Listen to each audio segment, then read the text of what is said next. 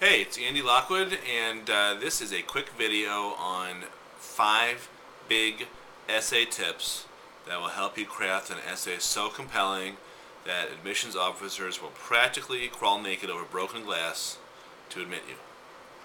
Okay, forgive me if it's a little artistic license, but the reason that I decided to refer to this video with that title dovetails nicely into the first point that I want to make, and that is you should not be boring. Being boring is the deadliest of sins to commit on a college application essay. In fact, it's the deadliest sin to commit anywhere on the college application, but the essay in particular needs to really reach out and grab the attention of the admissions officer who's reading your application, because that guy or woman who is reading the application has, 500 other essays to read in the next 2 weeks. So what you need to understand is your job is to make sure that they stop dead in their tracks with a powerful opening sentence. By the way, a great tip on how to get into this mindset or how to start thinking this way.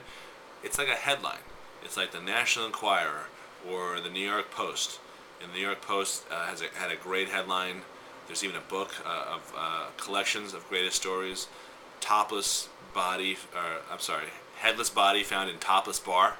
That's a great headline.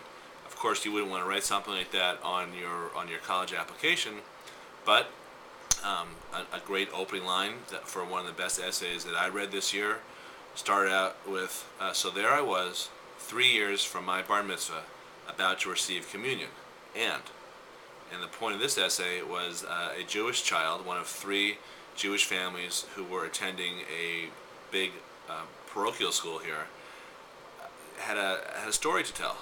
And that story was about how when he arrived at this Catholic school, there was a lot of anti-Semitism, and then as time went on, by the time he was a junior and a senior, he was more acclimated, he was the captain of this team, so on and so forth. What a great opening line. All that line does is draw you into the story and want to make you read more. And that's really the second tip. You want to make this a story. You do not want to just come up with a bland recitation of, then I did this, and then I did that, and the plethora and the myriad of leadership qualities that were evidenced by my blah blah blah. That not only is that boring, but it's not telling a story. You want to tell a story. People learn by telling stories. It is something that is ingrained in our culture since we were in caves drawing paintings on the wall. Those told stories. That's how we survive as a species. That's how we are hardwired. So your essay better tell a story also. All right, next tip. Too many chefs in the kitchen. That is a big, big problem. There's a tendency for well-meaning but hovering parents and older siblings and all sorts of other random passers-by to have comments on your essay. And there's nothing wrong. In fact, I recommend that you give your essay to 1, maybe 2 trusted people to eyeball it and to give comments on it.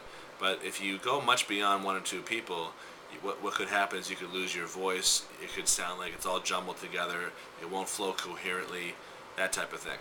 So be very wary of having too many people read your essay. Another tip. Your English teacher is usually one of the top people that come to mind when you're considering who should review your essay. I have a comment about that, because sometimes the English teacher is actually the worst person to review an essay, and that is because, going back to my first point, your essay cannot be boring. So if you write an A paper for English and it has an introduction, it's got a body, it's got a conclusion, it's grammatically correct, that may get you an A, but it's going to put the reader of the application to sleep. So again, think more like headlines, like tabloids. There's nothing wrong with short, choppy sentences, and maybe even being a little controversial. Not too much, but a little bit. Provocative, perhaps, is a better word.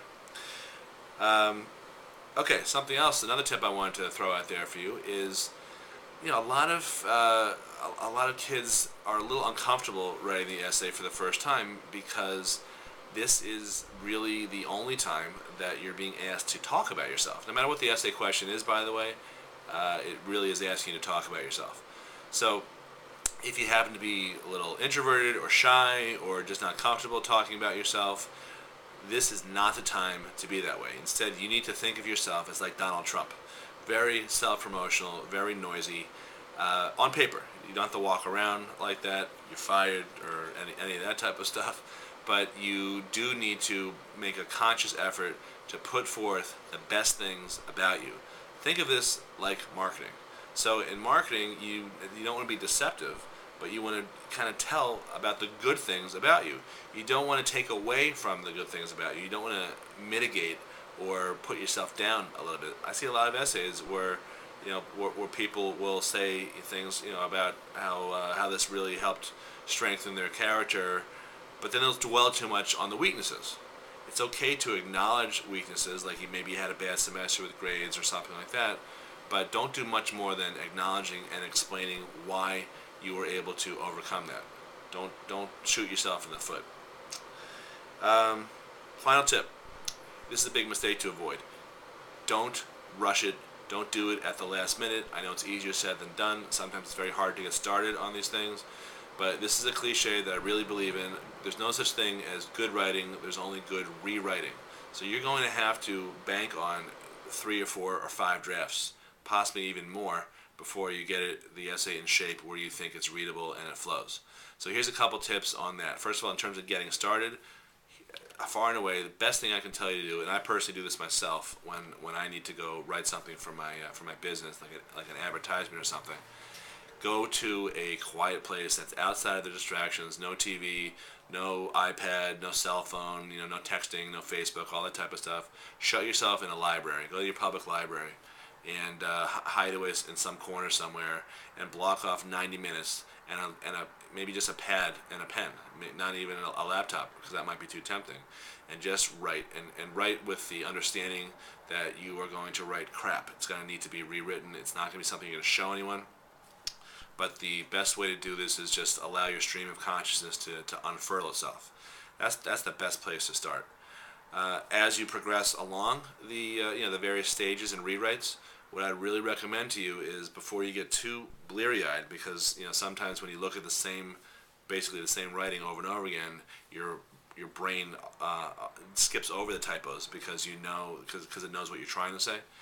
I recommend that after you've done what you consider to be a good draft, let it sit for a couple of hours or maybe even a day, and then go back and read it aloud to yourself and listen to the words, because a good essay will sound like a conversation. And when you read it aloud to yourself slowly, you will then pick up on some of the language that doesn't really seem to flow together. You'll also pick up on some of the typos. So I think it's very important to do that. But make sure you allow enough time, go to a quiet place, read it aloud, and you will then be well on your way to a very successful, compelling essay. Okay, that's it for now. This is Andy Lockwood signing off. I hope you enjoyed this lesson. Bye.